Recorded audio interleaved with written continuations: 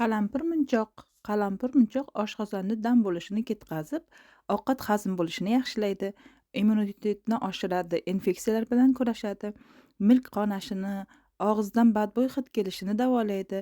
Qalampir munchoq damlamasi mushakdagi bo'g'imdagi og'riqlarni kamaytiradi, qondagi qand miqdorini tushiradi.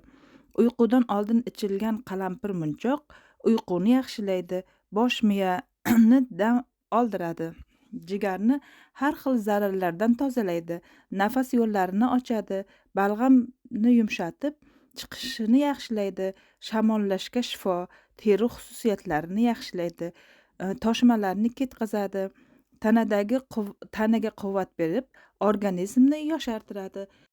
Qalampir munchoqni 10-15 donasini bir kunda bir bakal damlab choy qilib ichsangiz, ayollarimiz go'zalligiga go'zallik qo'shadi. Bugungi ma'lumotlarim ana shulardan iborat. Azizlarim, menga obuna bo'lib, layk bosishni unutmang. Keyingi videolarimda ko'rishguncha hammalaring Allohimga omonatsizlar.